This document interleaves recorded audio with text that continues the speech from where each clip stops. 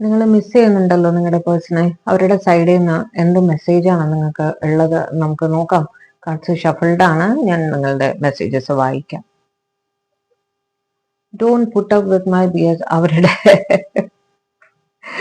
അവരുടെ ബിഹേവിയർ ആയിട്ട് നിങ്ങൾ സഹിച്ചു പോവണ്ട എന്ന് അവര് തന്നെ പറയുകയാണ്.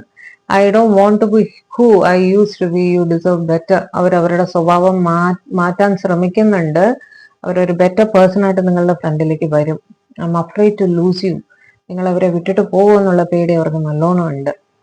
The passion is too much. അവർ നിങ്ങളുടെ അടുത്ത് ഓവർലി പാഷനേറ്റ് ആയിട്ട് ഫീൽ ചെയ്യുന്നുണ്ട്. I wish I could be fully honest with you. ചില കാര്യങ്ങൾ അവർ നിങ്ങളുടെ അടുത്ത് മറയ്ക്കുന്നുണ്ട്, തുറന്നു പറഞ്ഞിട്ടില്ല എന്നവർ പറയുന്നുണ്ട്. You are so different from every one around me. നിങ്ങൾ അവരുടെ ചുറ്റുമുള്ള മറ്റുള്ളവരിൽ നിന്ന് വളരെ വ്യത്യസ്തയാണ്, അല്ലെങ്കിൽ വ്യത്യസ്തമായിട്ടുള്ള ഒരാളാണ്.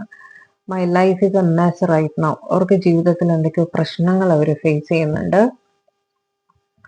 I M better with my mind and my heart. അവര് ബ്രെയിനിലാണ് ചിന്തിക്കുന്നത്, മനസ്സിലായില്ലേ? ഹാർട്ടിനെ സൈഡ് ട്രാക്ക് ചെയ്ത് വെച്ചിരിക്കുകയാണ്. പ്രാക്ടിക്കലാണ് എന്നാണ് ഉദ്ദേശിക്കുന്നത്. I can promise you anything.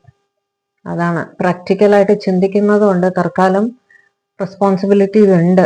അതുകൊണ്ട് അവരൊന്നും ഒന്നും പ്രോമിസ് ചെയ്യുന്നില്ല എന്ന് പറയണേ. ഡ്രാമ, അവരുടെ ലൈഫിൽ എന്തൊക്കെയോ സിറ്റുവേഷൻസ് ഇപ്പോൾ കടന്നു പോയിക്കൊണ്ടിരിക്കുകയാണ്. I am blocked.